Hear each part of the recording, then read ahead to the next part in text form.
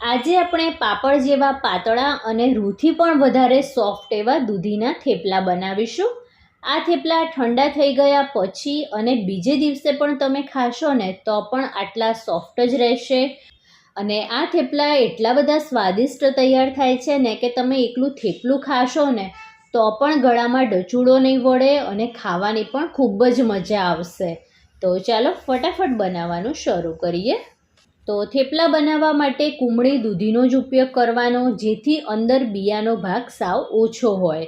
તો અહીં મેં અરાઉન્ડ 250 ગ્રામ જેટલી દૂધી લીધી છે।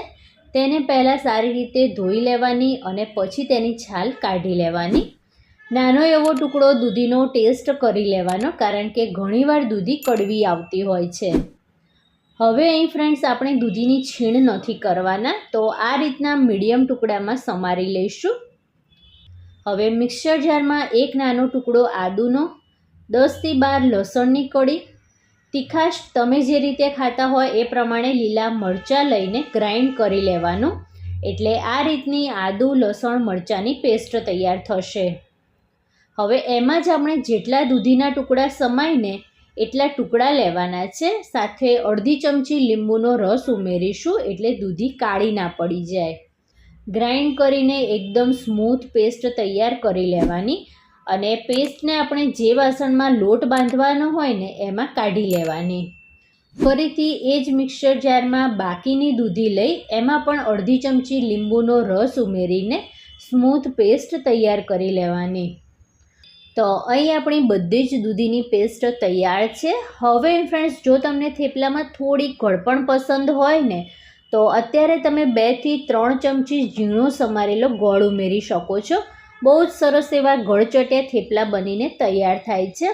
પણ જો તમને ના પસંદ હોય તો તમે સ્કીપ પણ કરી શકો છો।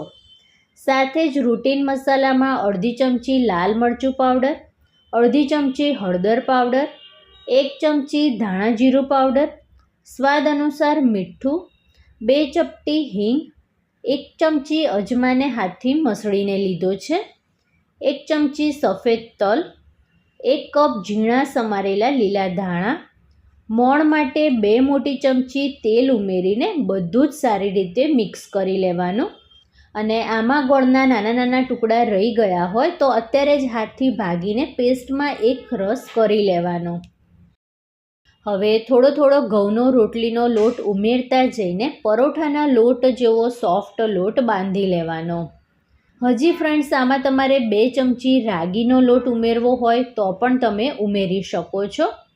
અને અહીં ફ્રેન્ડ્સ, જો તમને મારી રેસીપી જોવી ગમતી હોય અને હજી સુધી જો મારી ચેનલને સબસ્ક્રાઈબ ના કરી હોય તો પ્લીઝ મારી ચેનલને સબસ્ક્રાઈબ કરજો અને બાજુમાં આવેલા બેલ આઇકનને પણ જરૂરથી પ્રેસ કરજો, જેથી આવનારા નવા વિડીયો નોટિફિકેશન તમને મળી રહે।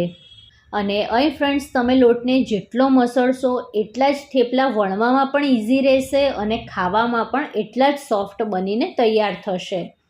લાસ્ટમાં થોડું તેલ લઈને લોટને સુંવાળો કરી લેવાનો। સાથે જ ફ્રેન્ડ્સ, થેપલાને ચડવી લો પછી કઈ રીતે મૂકવાના જેથી થેપલા વધારે સમય સુધી સોફ્ટ બન્યા રહે, એની પણ એક સ્પેશિયલ ટ્રીક છે। તો વિડીયોને જરાય સ્કીપ કર્યા વિના એન્ડ સુધી જરૂરથી જોજો।